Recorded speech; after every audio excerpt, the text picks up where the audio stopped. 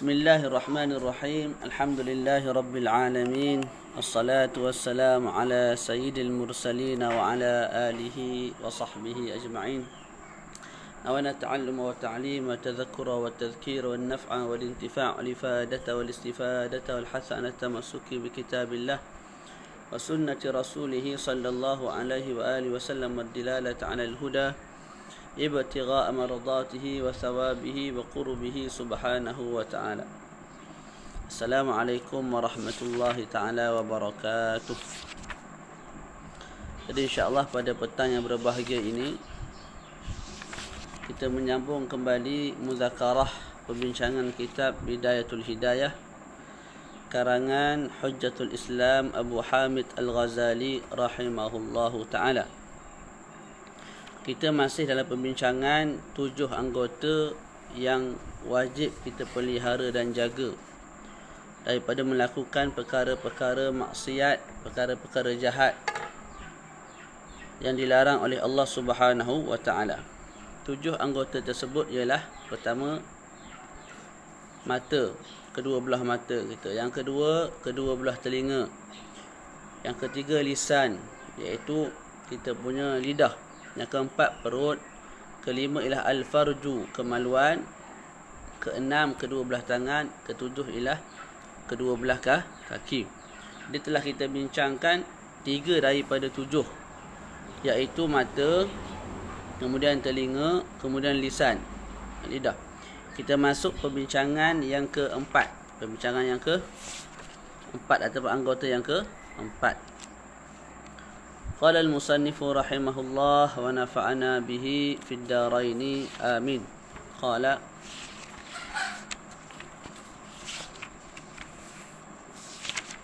وأما البطن فاحفظه من تناول الحرام والشبهة وحرص على طلب الحلال فإذا وجدته فحرص على أن تقتصر منه على ما دون الشبع فإن الشبع يقسي القلب ويفسد الذهن ويبطل الحفظ ويثقل الأعضاء عن العبادة والعلم ويقوي الشهوات وينصر جنود الشيطان والشبع من الحلال مبدأ كل شر فكيف من الحرام وطلب الحلال فريضة على كل مسلم والعبادة والعلم مع أكل الحرام كالبناء على السرجين فإذا قنعت في السنة بقميص خشن وفي اليوم والليلة بغريفين من الخشكار وتركت التلذذ بأطيب الأدم لم يعوزك من الحلال ما يكفيك والحلال كثير وليس عليك إلى آخر ما قال.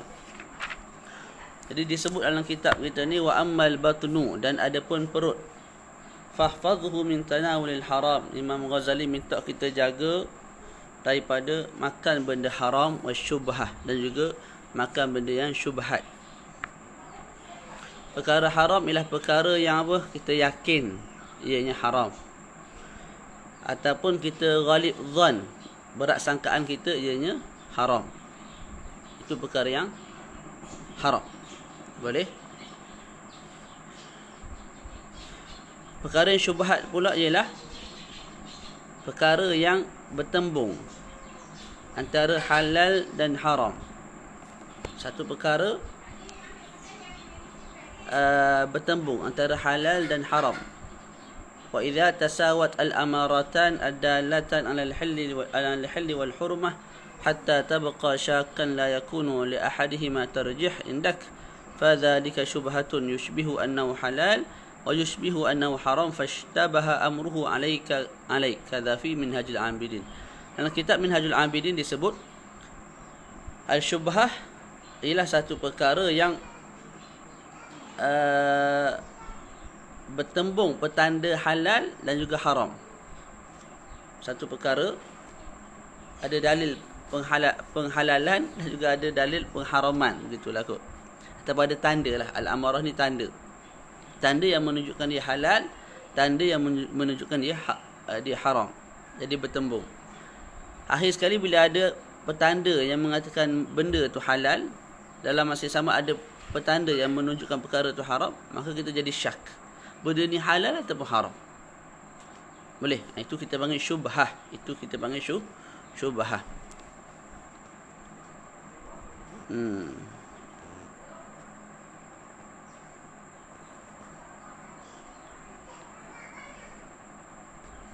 Lepas tu dalam Maraqil al-Ubudiyah tu disebutlah qad ikhtalafu fi syubhah ala aqwal. Ulama ni telah berbeza pandangan pada menta'arifkan syubhat itu dengan beberapa pandangan. Pandangan pertama mengatakan syubhat ialah wa makhtalafa fihi al-ulama kal khayl fa inna muharramatun inda malikin wa mubahatun inda ghairihi. Faqila huwa al-makruh wa bihi qala al-Mawardi. Ada pandangan mengatakan makna syubhat ialah satu perkara yang ulama khilaf. Contohnya al-khayl, iaitu kuda. Di sisi Imam Malik mengatakan ianya haram, tapi di sisi ulama lain kata halal. Imam Mawardi kata ianya makruh, maknanya halal lah, cuma makruh. Jadi ada khilaf ulama pada makan ataupun pada halal ataupun tidak halalnya kuda. Itu dianggap sebagai syubhah. Itu satu ta'rif lah. Ada pandangan mengatakan asyubhah ialah huwa muamalatun insan man fi mali syubhatun aw man khalata ma lahu haram. Ada pandangan mengatakan asyubhah ialah bermuamalah dengan manusia yang harta dia tu kebanyakannya haram. Itu syubhah. Boleh muamalatun nas man fihi fi malihi syubhatun atau man khalata maluhu haram. Itu pandangan Imam Khattabi. Bermuamalah, kita bermuamalah dengan manusia yang kebanyakan harta dia tu haram. Jadi kita dapat duit daripada dia, sebagai contoh. Duit tu kita dapat daripada seorang yang kebanyakan harta dia ialah perkara yang haram, ialah daripada sumber yang haram. Maka duit yang kita dapat tu dianggap sebagai syubhah. Itu di sisi Imam Khattabi. Ada pandangan mengatakan asyubhah ialah satu perkara yang tidak ada nas daripada syarak, maknanya daripada Allah ataupun Rasulullah yang mengatakan ianya halal, juga tidak ada nas yang mengatakan dia perkara itu haram. Contoh tumbuh-tumbuhan yang tidak ada di negara Arab. Tumbuhan tu tak ada di negara Arab. Nabi tak pernah jumpa tumbuhan tu. Jadi tidak ada nas khusus yang mengatakan ianya halal. Dalam masa yang sama tidak ada nas yang khusus yang mengatakan pokok itu, tumbuhan itu haram. Tak. Okey. Dalam masa yang sama berlaku syak. Pohon itu, pokok itu memberi mudarat atau memberi manfaat. Ketika itu kita sebut tumbuhan itu, pokok itu hukumnya syubhah, kita makan. Boleh. Jadi dalam kitab Maraqil Ubudiyah disebut beberapa pandangan lah. Pandangan ulama tentang makna asyubhah. Pandangan pertama sebut apa? Satu perkara yang ulama khilaf padanya, maka itu dianggap sebagai syubhah. Contohnya kuda. Di sisi Imam Malik haram, di sisi selain daripada Imam Malik, antaranya Imam Mawardi, halal. Tak, maka kuda tu sendiri kita panggil syubhah. Syubhah untuk dimakan. Pandangan kedua ialah bermuamalah. Pandangan kedua bagi ta'rif syubhah ialah muamalah dengan orang yang hartanya bermuamalah dengan orang yang kebanyakan hartanya daripada sumber yang haram. Kita bermuamalah, maksud sini contohnya orang yang harta dia tu kebanyakannya daripada sumber yang haram. Kita sebut nama dia Zaid. Zaid bagi hadiah kita, Zaid bagi duit kat kita. Duit tu, hadiah tu adakah halal, adakah haram? Syubhah. Sebab apa? Hadiah itu kita dapat daripada orang yang sumber pendapatan dia kebanyakan daripada perkara yang haram. Pandangan ketiga mengatakan asyubhah ialah satu perkara yang tidak ada nas daripada syariat. Nas tahlil pun tak ada, nas tahrim pun tak ada. seperti pokok yang tidak dikenali di negara Arab. Nas ataupun dalil yang mengatakan ia halal, tak ada. Dalil yang mengatakan dia haram, tak ada. Dalam masa yang sama, kita tak tahu pokok itu memberi mudarat ataupun memberi manfaat kepada tubuh badan. Itu takrif yang ketiga lah, bagi makna syubhah. Kita baca, wa ammal batnu fahfadhhu min tanawulil haram wa syubhah. Dan adapun perut, maka jagalah kamu daripada memakan benda yang haram dan juga syubhah. Wa haris ala talabil halal, dan bersungguh-sungguhlah mencari perkara yang halal. Boleh? Imam Malik dan Imam Asy-Syafi'i mengatakan perkara yang halal ialah perkara yang tidak ada nas tahrim ke atasnya. Wal halalu fassarahu al-Imam Malik wa Syafi'i bima lam yarid bi tahrimihi dalil. Jadi Imam Asy-Syafi'i, Imam Malik mengatakan al-halal ialah satu perkara yang tidak ada nas yang mengatakan dia itu haram. Contoh kita sebut kuih cucur badak. Tahu kuih cucur badak? Tak cucur udang ikutlah cucur badak ke cucur udang ke, tak sicik ke ikutlah. Cucur badak tu tidak ada dalil yang mengharamkan dia. Maka di sisi Imam Asy-Syafi'i ia halal. Sebab apa? Tidak ada dalil yang mengharamkan dia. Di sisi Imam Malik pun sama. Wa Abu Hanifah bima dalla dalilun ala hillih. Al-halal di sisi Imam Abu Hanifah ialah satu perkara yang ada dalil menghalalkan dia. Tu. Boleh. Apa perbezaan pandangan Imam Syafi'i dan juga Imam Abu Hanifah?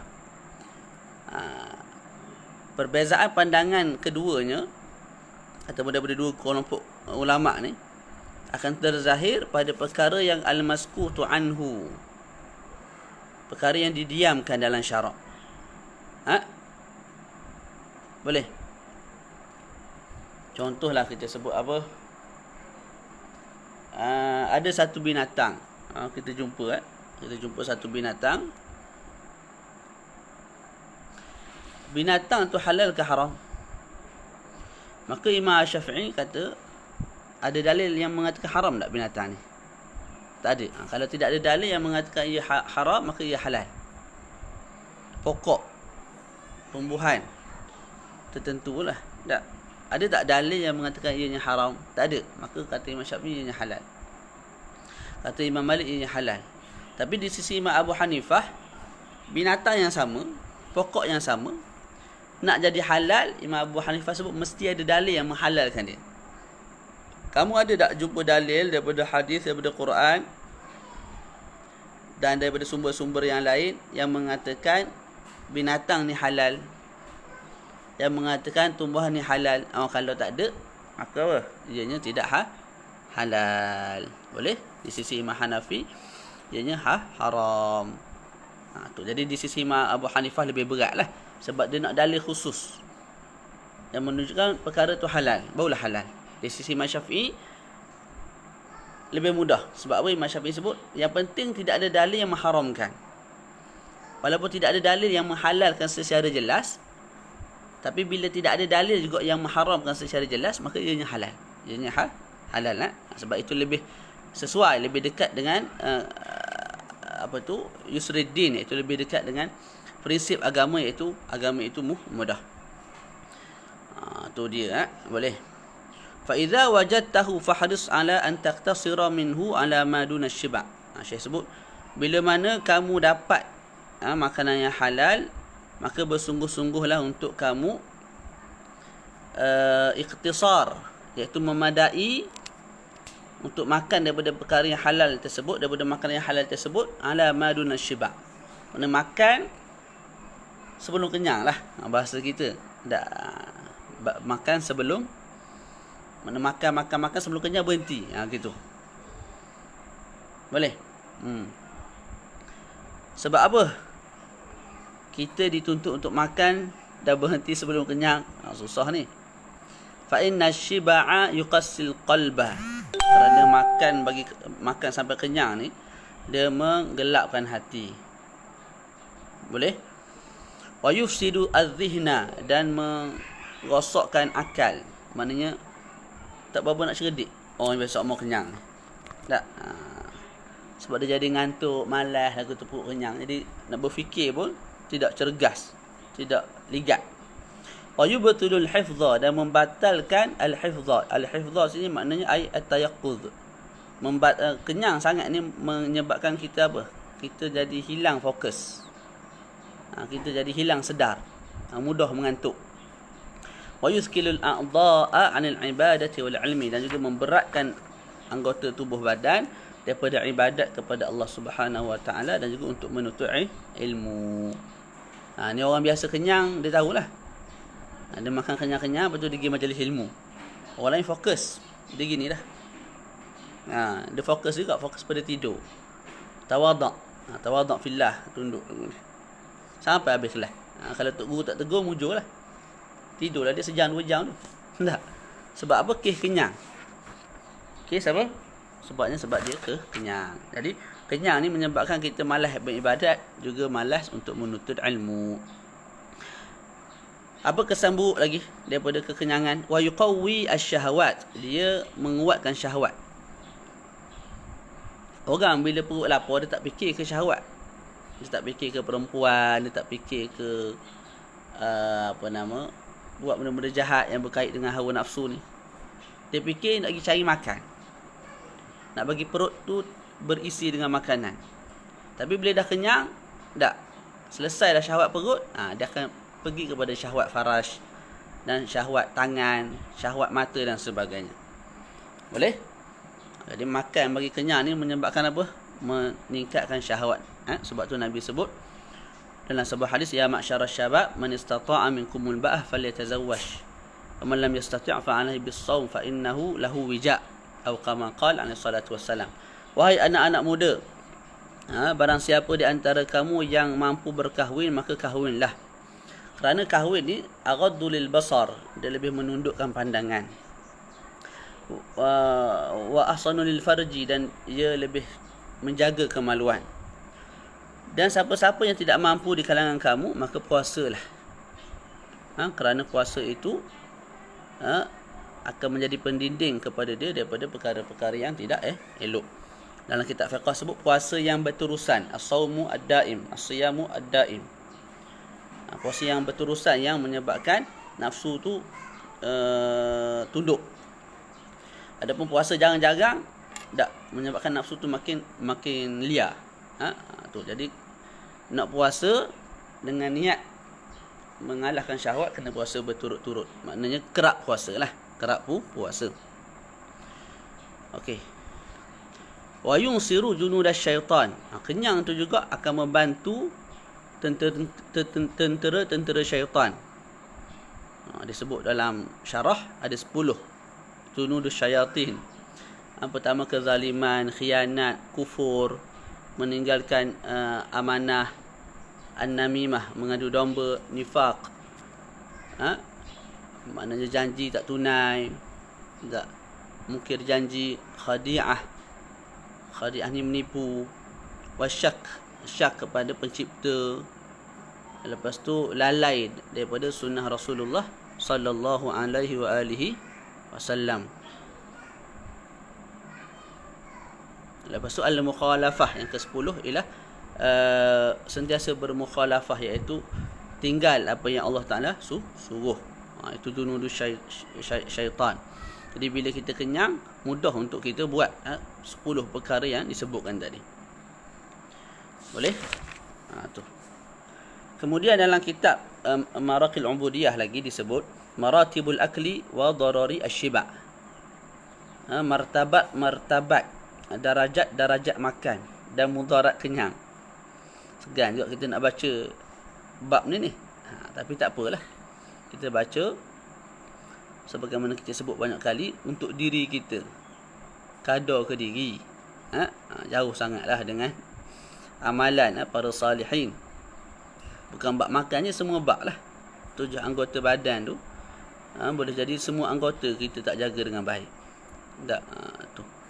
Faham tu? InsyaAllah kita baca untuk islah di kita, di samping pendengar juga boleh ambil manfaat, insya-Allah. Jadi dalam maraqil al-ubudiyah disebut wa maratibul akli sab'ah. Martabat makan tu ada 7. Yang pertama, al-awwalu an ya'kula ma tahsulu bil hayatu faqat. Makan untuk hidup. Manakala tak makan mati. Al-thani an yazida ala dhalika miqdar ma yahsulu lahu bihi quwwatun ala ada'il fara'idil khamsi min qiyamin duna nawafil. Yang kedua, makan sehingga menyebabkan tubuh bertenaga dan boleh mengerjakan fardu-fardu yang diwajibkan Allah kepada kita. Contohnya sembahyang dan sebagainya, haji dan sebagainya. Boleh? Dua martabat pertama ni wajib. Maksudnya apa? Wajib kita makan untuk jaga diri kita daripada mati. Contoh, depan kita ada nasi lemak, ada mi kari. Contohlah, ada air segelas. Kita sekarang ni lapar sangat. Kalau tak makan, mati. Ketika itu wajib kita makan untuk jaga roh. Tak? Okey. Gambaran kedua, kita lapar sampai tak boleh nak sembahyang. Tak boleh buat benda fardu. Makanan ada. Ketika itu wajib juga kita makan. Supaya apa? Supaya dengan makanan tersebut menguatkan badan kita, memberi tenaga kepada badan kita, sehingga kita boleh buat perkara yang wajib lah. Sembahyang tu, puasa, haji dan sebagainya. Martabat ketiga bagi makan, Thalithu an ya'kula ma tahsulu lahu bihi quwwatun ala siyamin nafli wa salatin nafilati min qiyam, wa hadha mustahab. Sunat. Sunat. Martabat ketiga bagi makan ialah sunat makan. Bila kita makan satu makanan ataupun satu qadar makanan yang menyebabkan kita dapat kekuatan untuk buat perkara-perkara sunat. Tak? Contohlah, kalau kita buat peratusan, makan 10% boleh menyebabkan kita hidup. Makan 20% menyebabkan kita boleh berdiri dan buat benda fardu. Maka wajib kita makan 10% dan 20%. Okey, makan 30% menyebabkan kita lebih bertenaga dan menjadikan kita boleh melaksanakan perkara-perkara sunat. Puasa sunat, sembahyang sunat. Tak, maka ketika itu makan 30% tu sunat. Yang keempat, banyak martabat ni 7. Yang keempat, an ya'kula ma yuqimu bihi sulbah lil kasbi wal amal, wa hadha huwa shiba' asy-syar'i. Makan sehingga boleh mendirikan tulang sulbi kita untuk kita bekerja dan juga untuk kita bekerja lah, mencari rezeki. Tak? Ini dipanggil sebagai kenyang syar'i. Jadi yang keempat apa dia? Yang keempat ialah kita makan sehingga kita boleh berdiri tegak dan boleh bekerja dengan baik. Ini dipanggil sebagai apa? Asy-syiba'u syar'i, kenyang menurut syarak. Tu. Ini apa hukum dia ni? Yang keempat ni. Kalau ikut kaedah fiqh, ma la yatimul wajibu illa bihi fa huwa wajibun, boleh jadi wajib jugalah. Tak? Saya ada anak 2 orang. Saya Ramadan dengan Fatimah Az-Zahra. Isteri setakat ni seorang lah. Tak? Alhamdulillah. Jadinya kalau saya tak kerja, anak tak makan, isteri pun tak makan.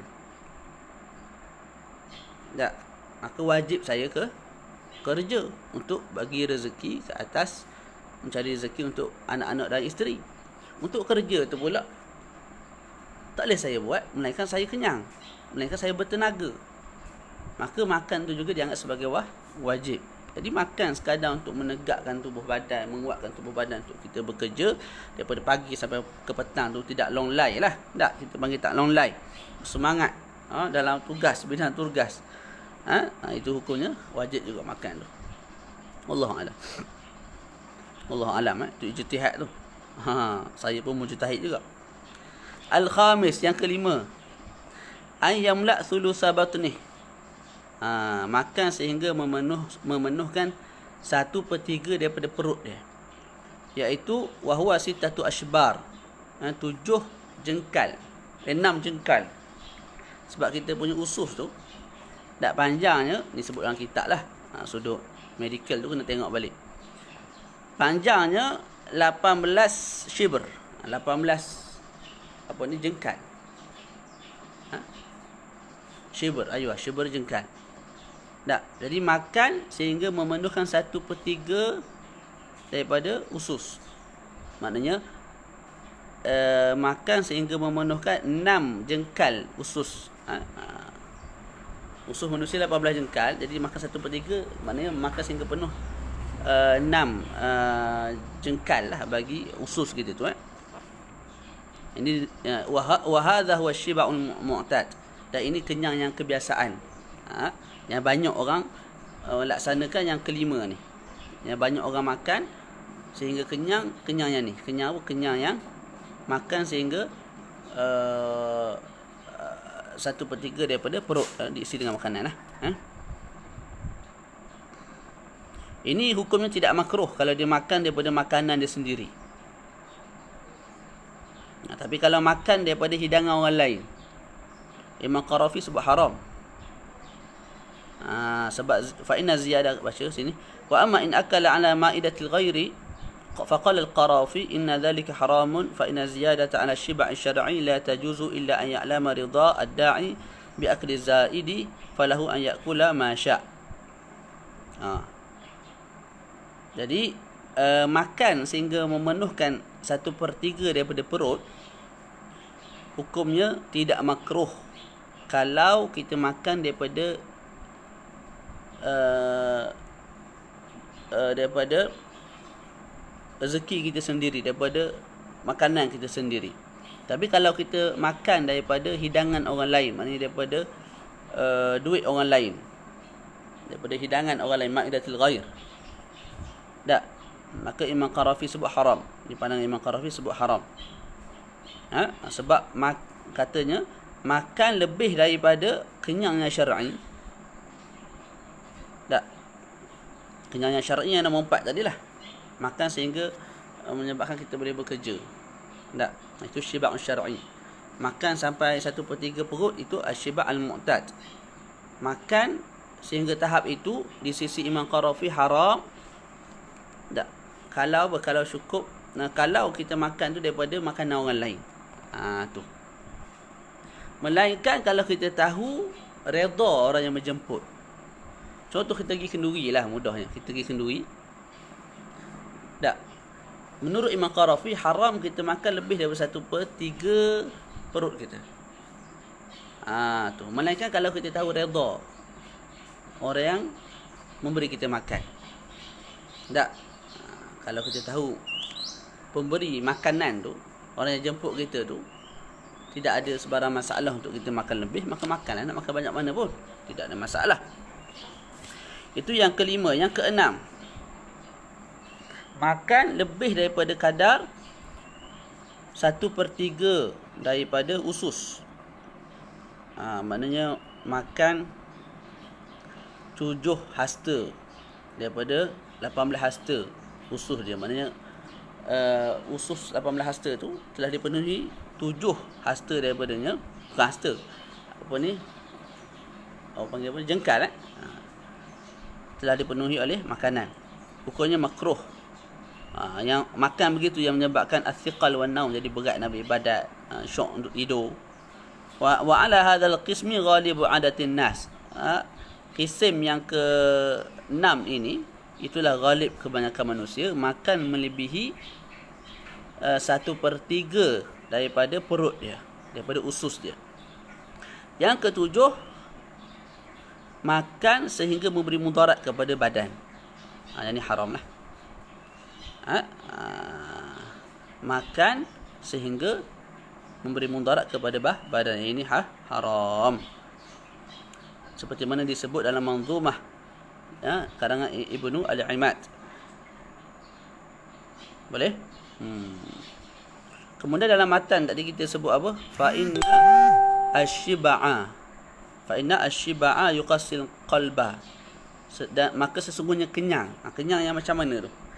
Kenyang yang macam mana yang menggelapkan hati, menyebabkan akal jadi lembab, menyebabkan kita mudah nak tertidur, menyebabkan kita malas untuk beribadat, malas untuk belajar, menguatkan nafsu, menolong, membantu tentera syaitan yang 10 tak. Makan yang macam mana? Dalam syarah sebut fa inna shiba ay al-mu'tad. Kenyang yang, maka sesungguhnya kenyang yang mu'tad. Kenyang yang mu'tad. Apa mu'tad tadi? Kenyang yang memenuhkan 1/3 daripada perutnya. Kenyang lagu tu.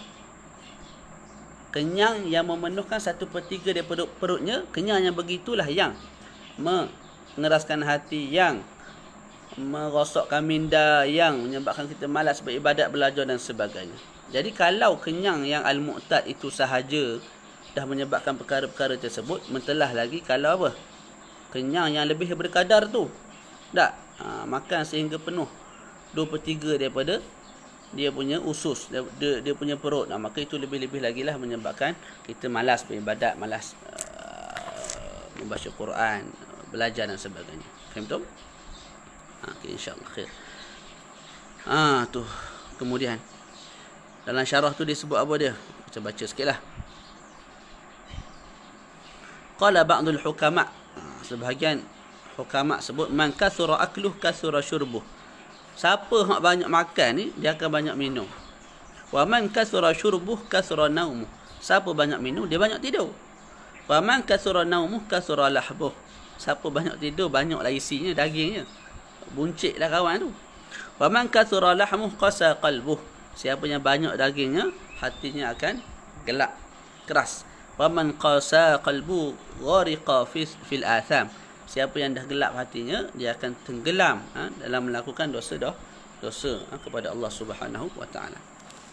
Kemudian disebut dalam matan wasyiba'u minal halali mabda'u kulli syarr fa kaifa minal haram. Kenyang yang terhasil daripada makanan-makanan halal itu merupakan mabda', permulaan bagi setiap keburukan.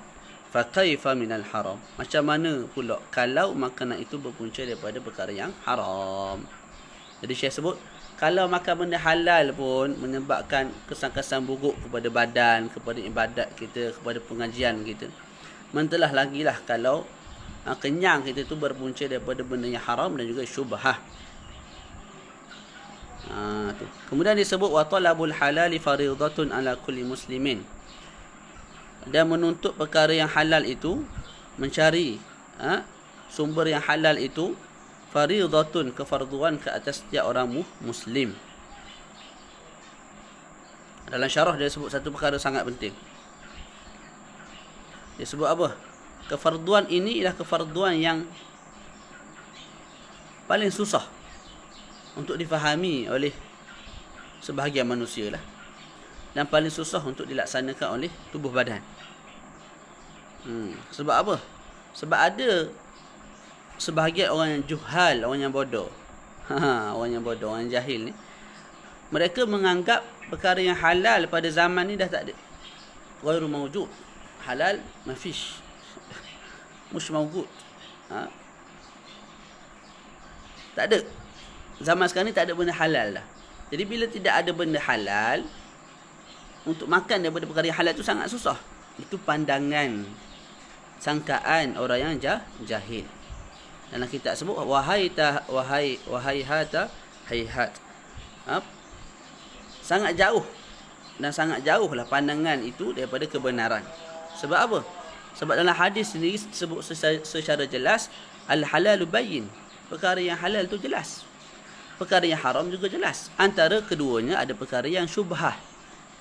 Jadi dalam hadis ni bagi tahu 3 benda ni memang sentiasa ada daripada dulu sampai ke hari ni.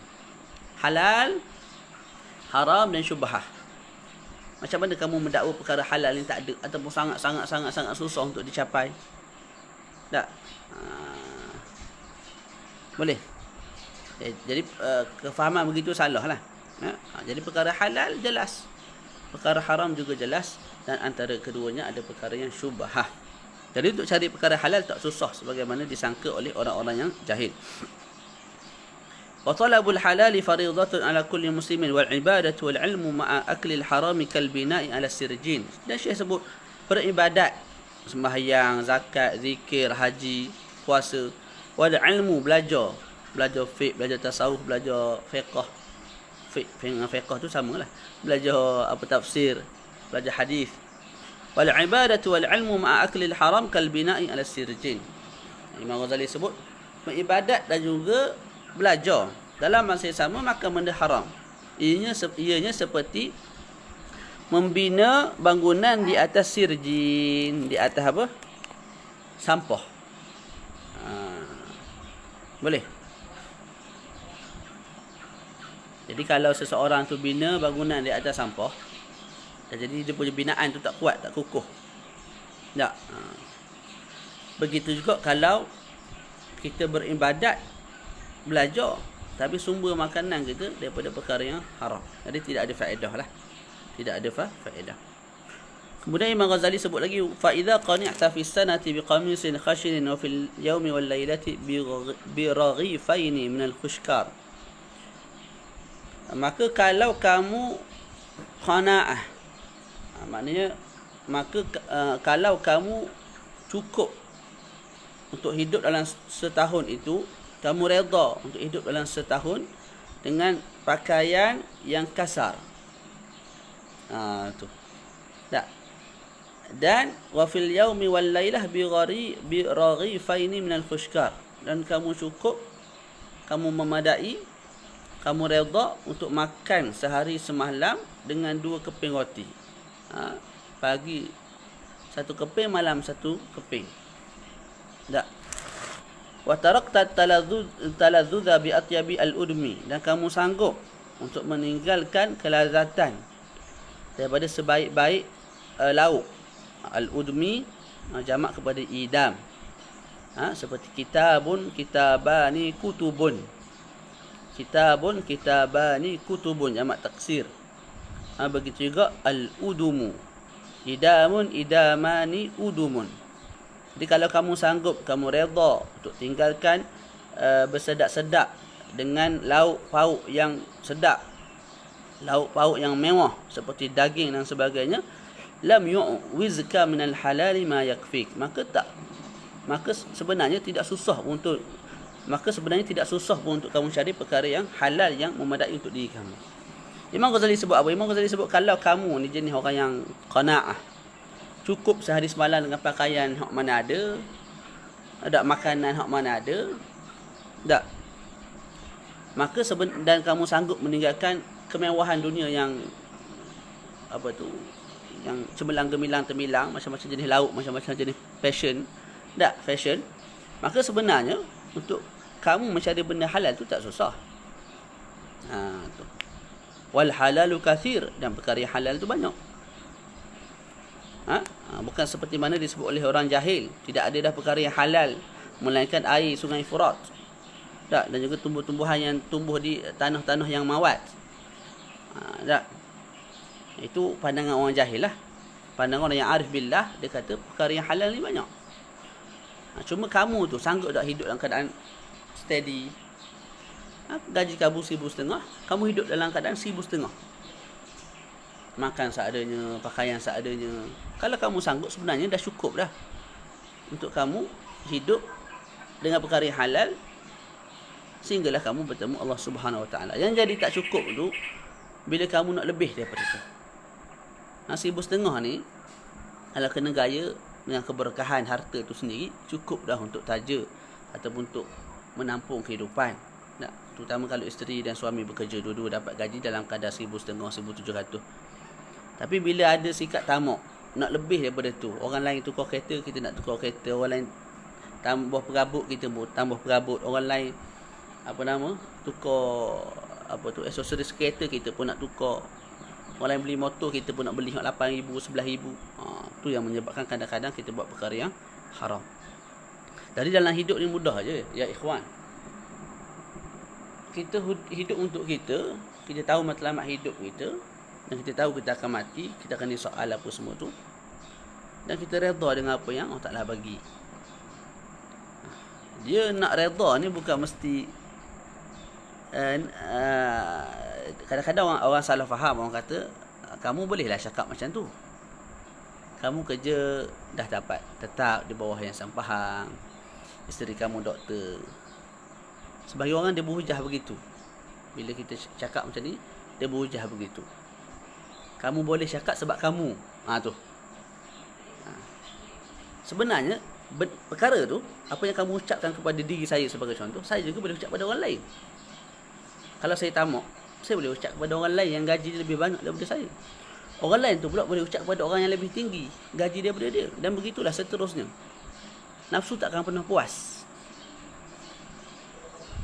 Dan perkara itu pun berlaku pada kehidupan saya sendiri sebenarnya. Maksudnya ialah, bila kita sering membandingkan diri kita, gaji kita dah cukup dah. Kita dah makan sehari semalam 3 kali sehari, 4 kali sehari.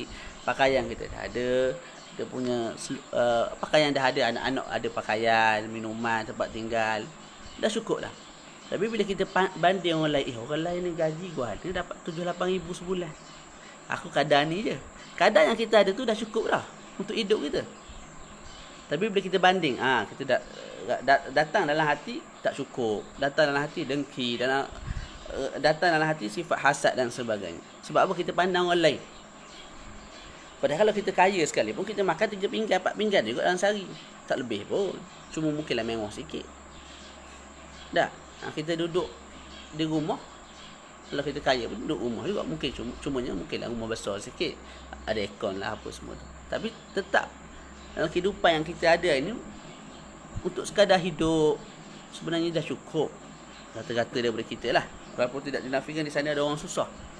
Kita tak cakap, kita tak bincang orang yang terlalu susah, tak. Kita bincang kebanyakan manusia hari ini yang kadang-kadang jadi tak cukup tu sebab tidak syukur. Tidak cukup. Sentiasa banding-banding dengan orang yang lebih kaya. Gitu. Boleh? Jadi kita hidup untuk kita, untuk anak kita, untuk isteri kita. Orang nak kata, orang kata. Dia gitu. Orang nak kata, dia kata. Kalau kita contoh macam saya setakat ni pakai kereta ayah lagi. Ke hulu ke hilir kereta ayah. Orang nak kata, dia kata, ya ikhwan, dia kata. Tapi dia yang kata kat kita tu, dah dia bagi makan kat kita. Dah dia bagi minum kat kita. Kalau kamu kata, duk ejek-ejek, duk perli, kenapa tak bagi hadiah sebutir kereta? Lah kereta besar-besar, kereta sagar cukup lah. Murah-murah tu. Bagi hadiah kepada al-faqir. Dia tak bagi. Tak, dia punya, cuma mulut dia tu. Nak bercakap kat orang, nak hina orang, nak ejek orang, jelek orang. Kita beli handset murah, dia bunyi bising. Kita beli handset mahal pun, dia bunyi bising. Mulut masyarakat ataupun mulut orang ni dia tak pernah puas. Jadi kalau kita melayan perkara tersebut, hidup kita tak pernah nak enjoy lah. Tak. Faham tak? Tak pernah nak senang. Jadi hidup dalam keadaan apa yang kita ada. Bina kebahagiaan dengan apa yang kita ada. Tak perlu tunggu kaya dulu, tak perlu tunggu mewah dulu. Wallahu a'lam. Okey, terus. والحلال كثير وليس عليك أن تتيقن بواطن الأمور بل عليك أن تحترز مما تعلم أنه حرام أو تظن أنه حرام ظنا حصل من علامة ناجزة مقرونة بالمال.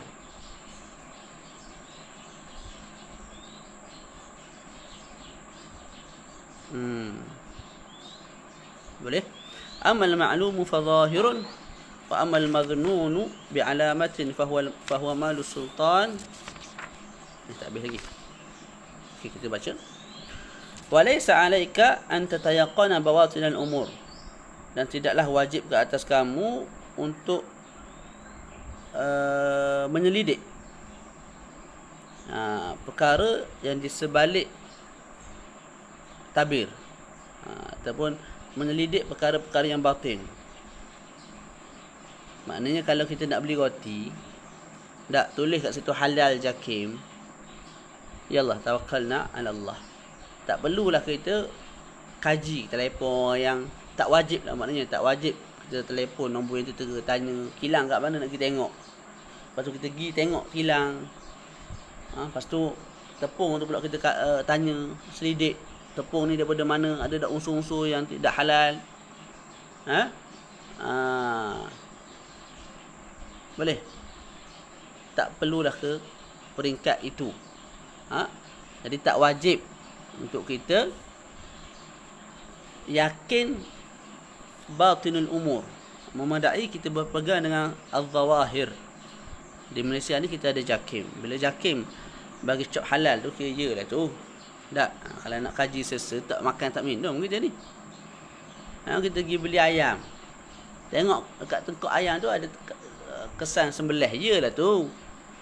Kalau kita nak kaji, kita tanya tokel apa nama pasar raya tu, ni ayam daripada mana? Tak, daripada sekian. Kita pergi pula. Dah kalau orang Islam pun daripada pembekal Islam belum tentu dia sembelih betul. Jadi kita tengok cara sembelih. Sebab dalam kepala kita mungkin dia bunuh dulu dengan cara lain, lepas tu dia sembelih. Kita fikir bukan. Yang menyebabkan akhir sekali kita sendiri susah. Kena cari tu, kena cari ni, kena kaji tu, kaji ni. Tak perlu ke peringkat itulah.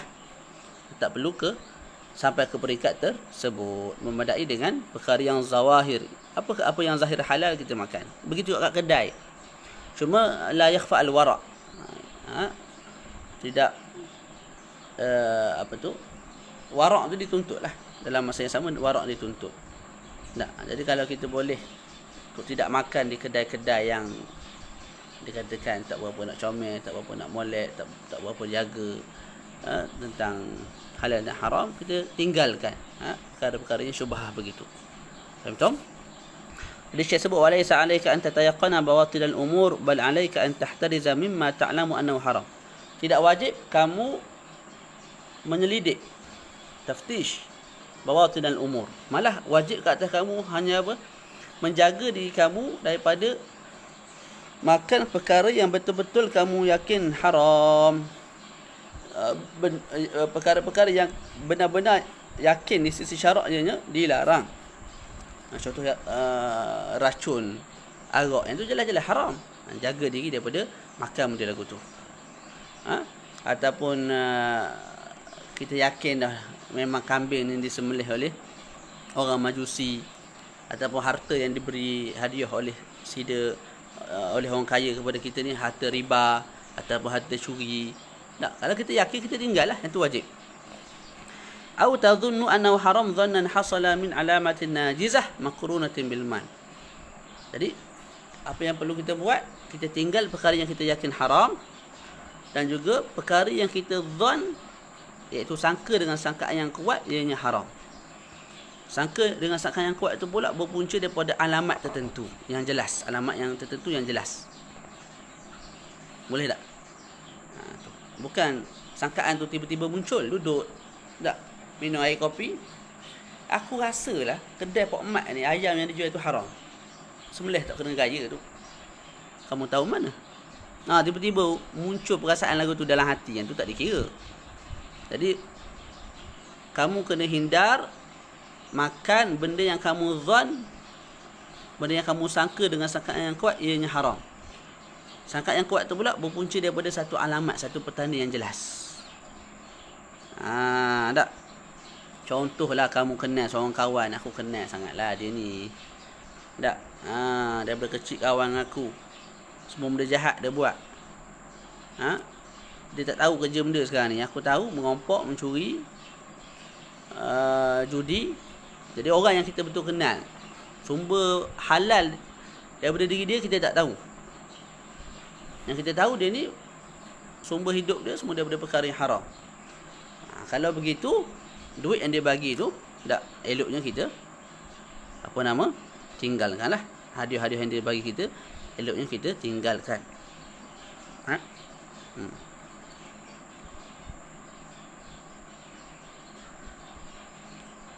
Malah wajib kita tinggalkan.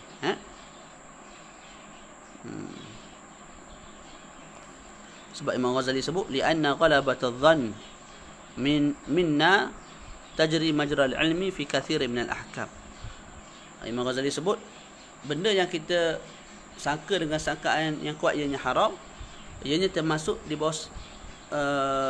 bawah kelompok ataupun di bawah perkara yang kita yakin benda tu haram. Sebab ghalabatudz dhann di sisi fuqaha ni, dia tu tajri majra al-ilm.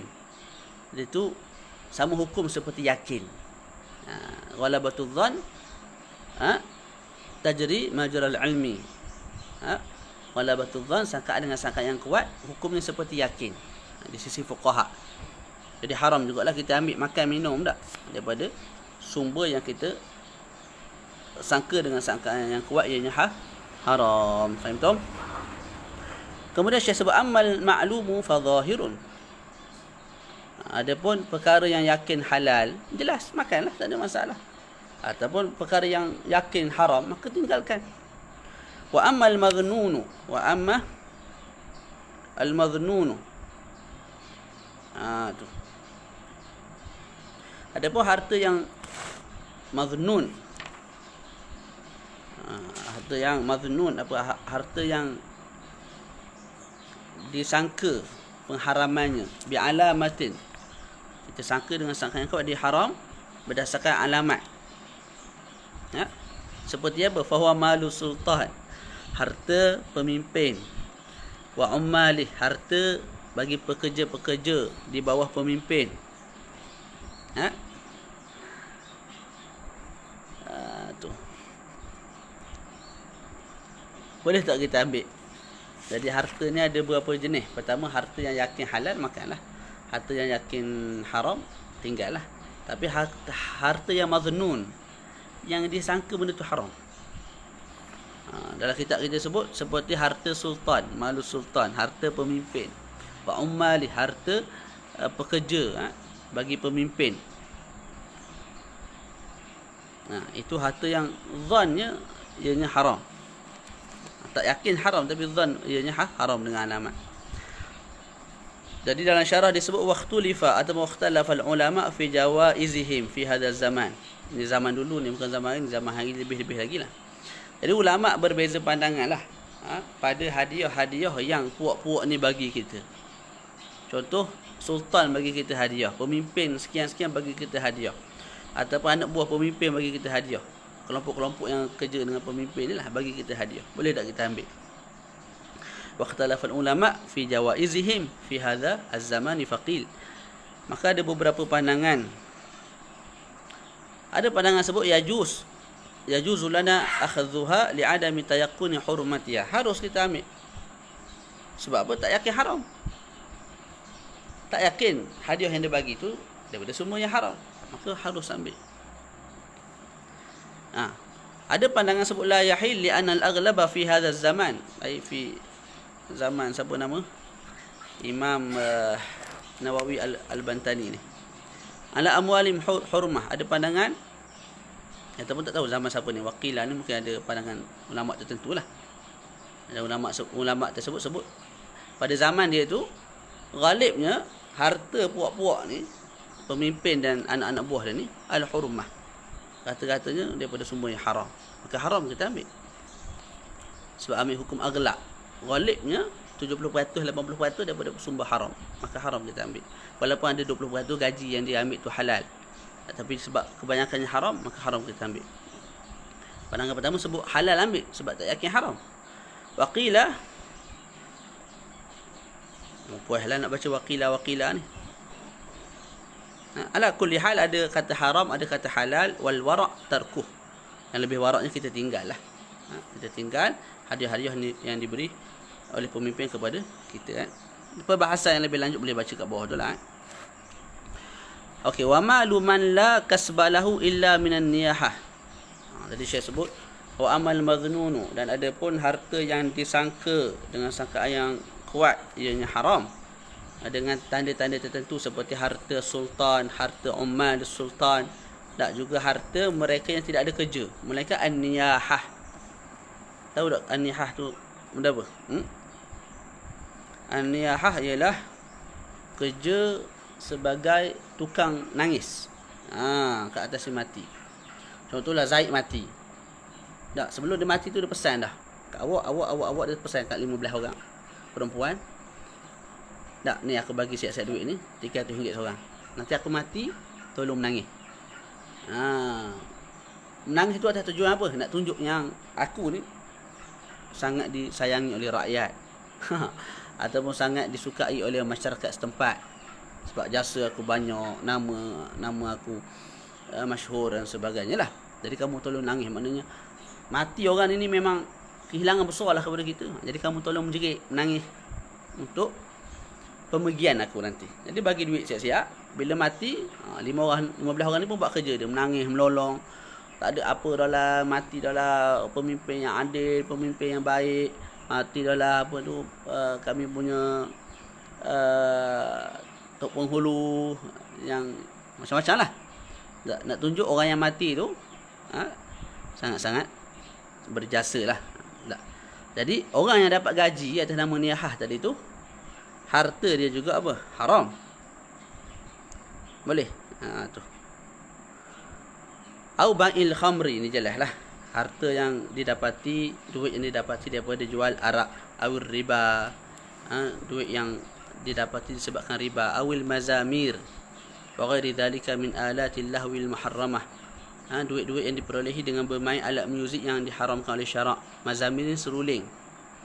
Dalam kita punya mazhab, gitar pun haram. Di duit-duit sumber daripada itu haram. Fa inna man alimta anna aktsara mali haram.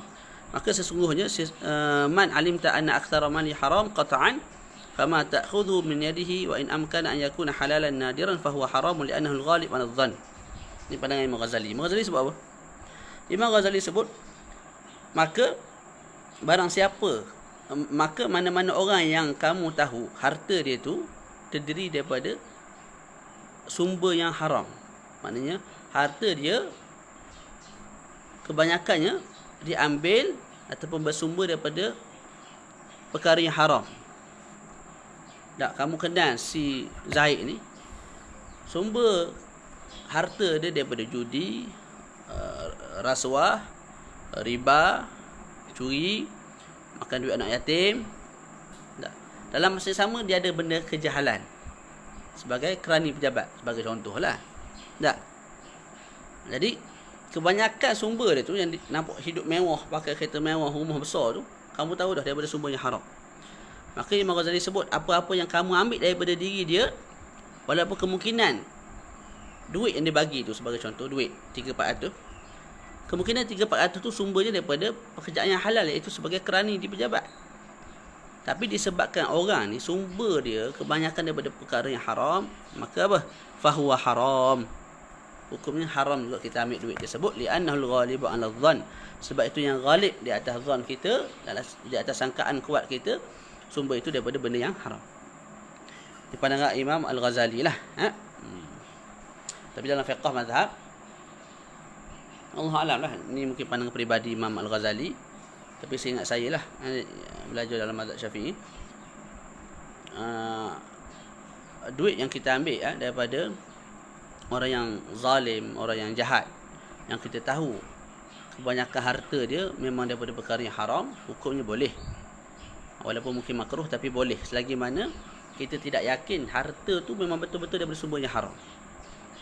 Contoh, dia datang jumpa kita, dia kata, Maulana Syekh, Tuan Guru, nampak tak erak hidup ni, kereta, nampak kereta sagar buruk. Tak, ni ambil lah ni, ambil 3-4 ribu ni buat belanja makan bulan ni. Lebih semalam, untung besar semalam main judi ni, lebih 3 ribu ni ambil lah buat makan minum. Jelas-jelas dia sebut ni apa? Daripada harta judi. Itu haram ambil. Tapi kalau dia mari jumpa kita, dia kata ambil 3 ribu ni Tok Guru, buat beli paper anak, buat makan minum. Kita tahu kawan ni ada benda halal, ada sumber haram, sumber halal. 3 ribu tu daripada hak mana se? Kita tak tahu. Boleh lagi kita ambil, tapi warak kita tinggal lah. Boleh. Itu. Tapi pandangan Imam Al-Ghazali, bila seseorang itu aktsara mali haram, maka kita ambil daripada pemberian dia, duit ke hadiah ke juga haram. Tu dia. Faham tu? Terus, wa minal haramil mahdi ma yukalu minal awqaf min ghairi syartil waqif. Faman lam yashtaghil bittafaqquh fama ya'khudhuhu minal madarisi haram. Antara perkara haram yang pure, mana betul-betul haram lah, apa-apa yang dimakan daripada harta wakaf, min ghairi syartil waqif, ataupun disyaratkan oleh pewakaf. Maknanya apa? Zaid mewakafkan contoh kebun, dan dia sebut kebun ni hanya untuk orang fakir miskin, hanya untuk fakir miskin. Jadi kita yang tak fakir miskin makan juga haram. Tapi kalau orang fakir miskin makan tak ada masalah lah, sebab dia termasuk di bawah orang yang diwakafkan hasil tanaman tersebut untuk mereka. Tu berhenti sangkut-sangkut ayat ni. Faham tu? Faman lam yashtaghil bit tafaqquh fama ya'khudhu min al madaris haram. Tu dia. Barang siapa yang tidak menyebutkan diri dengan tafaqquh, belajar lah, maka apa-apa yang dia ambil daripada pemberian pihak sekolah, maka hukumnya haram. Apa cerita ni? Ceritanya begini. Ada orang kaya mewakafkan harta untuk pelajar-pelajar yang belajar. Pelajar-pelajar yang belajar. Maka harta tersebut hanya boleh dimakan oleh mereka-mereka yang tafaqqah, yang belajar. Mereka yang datang sekolah tu tak belajar, kelas pun tak mari, jamiah pun tak pergi, tak pergi melancong sana melancong sini sahaja, maka tak boleh dia makan daripada duit tersebut. Haram. Sebab apa? Sebab apa? Sebab harta tersebut diwakafkan untuk orang yang tafaqquh. Tafaqquh ni orang yang belajar lah. Jadi kamu tak belajar tak boleh makan. Haram. Faham betul? Boleh. Jadi kita tak nak sebutlah haram duit yang pelajar-pelajar kita makan di Mesir tu. Bila mana lulus periksa, maka pihak MUIB bagi 6,000. Sekarang ni tak tahulah 6,000 lagi ataupun dah dinaikkan. Tapi kita kena ada sikap tanggungjawab lah. Duit 6,000 yang diberi oleh Majlis Agama Islam tu duit zakat tu. Dia bagi tu atas nama kita pelajar. Pelajar ni mana belajar lah. Jadi kalau kita tak belajar mana? Tak belajar mana ni bukan maksud dia tak bertalaki. Tu nak kata kat orang tu. Tak, bukan nak kata kat orang. Tak belajar mana ni, tak belajar sungguh. Universiti dia tak pergi. Talaki dengan masyayikh pun tak pergi. Yang ada pergi apa? Melancong, ziarah makam, kau boleh jumpa Tok Guru, selfie dengan Tok Guru. Habis duit ke perkara-perkara tersebut. 6,000. Dia dapat 6,000 atas nama pelajar. Tapi duit tu buat bukan untuk belajar. Lebih kepada perkara-perkara yang bukan untuk meningkatkan ilmu pengetahuan. Maka kalau kita tak sebut ianya haram sekalipun, ini ada unsur yang tidak baik lah. Jadi kita sebagai pelajar agama kena ambil ihtiyat dan ambil syakna lah benda ni. Sepatutnya duit tu mungkin boleh diberikan kepada mereka yang betul-betul susah. Mak ayah kita dalam bank ada 400-500 ribu. Mak kita 500 ribu, ayah kita 500 ribu. Duit tak habis makan. Kita pergi dapat pula duit zakat tu 6 ribu tu. Jadi sepatut 6 ribu tu bagi orang lain lah, orang lebih susah. Tak, kamu, mak ayah kamu boleh tanggung, tapi dibagi kepada kamu atas nama pelajar. Kamu tak belajar, buang masa, tidur. Saratoga, musim sejuk tidur. Musim panas tak pergi mengaji sebab panas. Masuk musim apa? Musim bunga, cantik lah musim bunga ni. Waktu ni lah kita nak berjalan. Ayah sekali tak belajar, lepas tu orang tegur marah. Lepas tu balik Malaysia menyesal. Duduk main gitu pusing benda yang sama.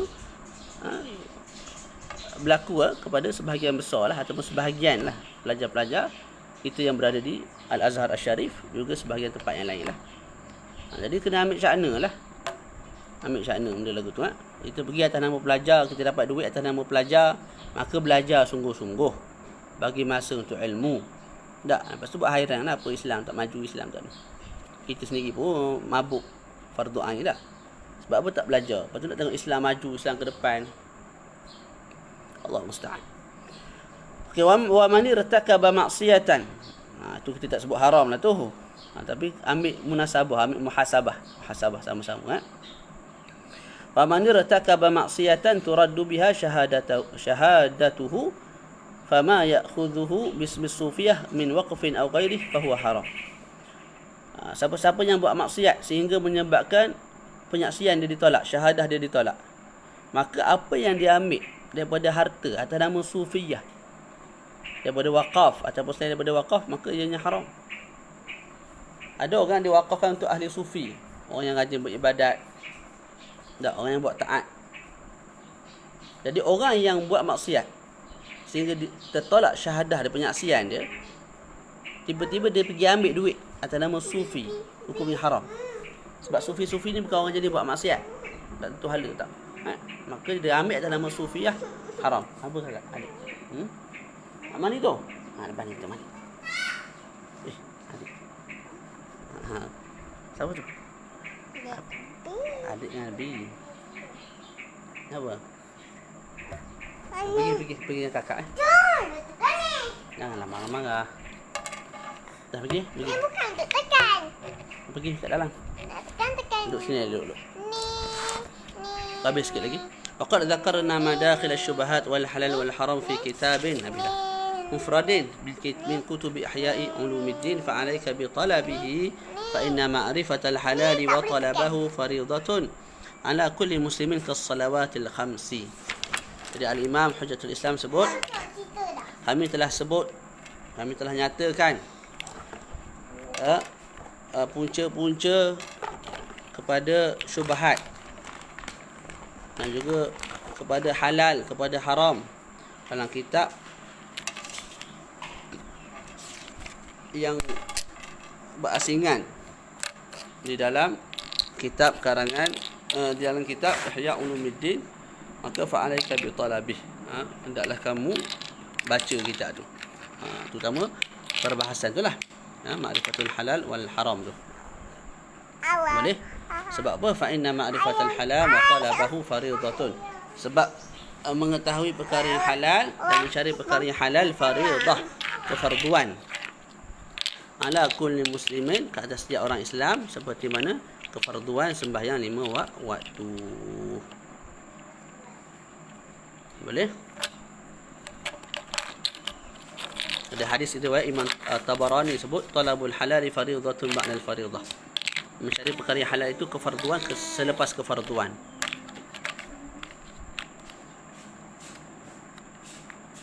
Maksudnya apa?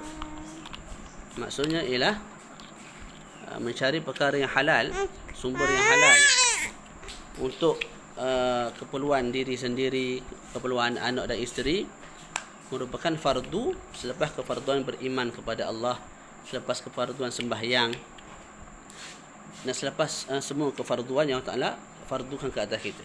Itu makna talabul halali fariidatun ba'dal fariidah. Cumanya hukum fardu tu fardu apa? Makan. Fardu yang menjadi fardu tu kita cari harta sekadar untuk diri kita dan anak-anak dan isteri lah, orang yang kita tanggung. Lebih daripada itu dah jadi apa dia? Bukan fardu dah. Contohlah keperluan seharian RM100. Kita cari RM100 tu ukurnya fardu lah, wajib. Tapi cari sehingga 150, 200 itu tak dianggap sebagai fardu dah. Manakala kita tinggal pun tak berdosa. Faham tak? InsyaAllah baki perbahasan kita sambunglah manakala insyaAllah tentang kemaluan tangan, kaki dan penutup bagi bab ni lah. Sebelum masuk bab apa? Sebelum masuk al-qawlu fi ma'asil qalbi. Cukup sekadar itu. Minta maaf tersalah bahasa, terkasar bab. Ni dekat Dah. dekat rumah nenek. Atuk. Cepatlah. Sallallahu ala sayyidina Muhammad wa ala alihi wa sahbihi wa baraka wa sallam. Alhamdulillahirabbil alamin. Assalamualaikum warahmatullahi wabarakatuh.